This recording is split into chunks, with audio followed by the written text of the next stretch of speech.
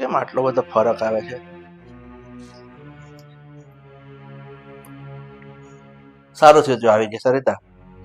આ ગયા મહિને ઘરમાં 32,000 રૂપિયાનો ખર્ચો. ખબર નહીં વપરાયા હોય. હવે આ ઘર છે તો ખર્ચા વધતા જતા હોય તો અરે પણ 1,000-2,000 નો ફરક હોય તો ઠીક, સીધો 5,000-7,000 નો ફરક આવે છે. આટલા બધા આ વખતે કેમ ખર્ચાઈ ગયા?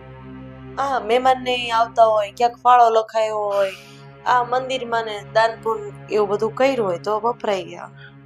ઠીક ઈ જ તો વાત છે કે દાન પુણ્ય કરીએ ને તો પાછળની પેઢીને કોઈ દિવસ વાંધો જ ન આવે. એટલે આપણા હાથે જેટલું દાન પુણ્ય થાય ને એટલું હાર.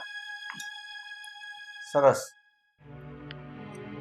આ બને તે પેલા છોકરાને પૈસા આપવાની ના પાડી ને, ના ના એનો ઉલ્લેખ કરી દીધો. એવું નથી. મારું તો એવું માનવું છે કે ક્યાંય પણ કોઈ પણ વ્યક્તિને થોડી ઘણી જરૂર હોય ને તો આપી દેવાય, જેથી કરીને આપણી હયાતી હોય ન હોય આપણા છોકરાઓને કોઈ દિવસ વાંધો ન આવે. અને હું તો એમ કહું છું કે તમારું મન તો આટલું બધું મોટું છે તો પછી બિચારા આપણા થોડા પૈસાના હિસાબે કોઈ છોકરાનું સારું થતું હોય તો તમને વાંધો શું છે? મને એક વાત સમજાવીશ?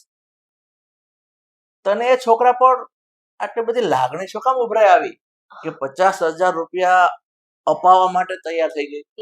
લાગણી તો કઈ નહીં, માણસાઈની દ્રષ્ટિ તો હોય કે નહીં.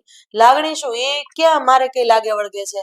હા તો એ છોકરાને હંમેશા ભગવાનના કામ કરતા જોયો છે અને સેવા કરતા જોયો છે, તો આપણે કરેલું દાન કંઈક સારા રસ્તે જાય તો એટલા માટે મેં તો, તમારે નથી આપવા તો વાંધો નહીં.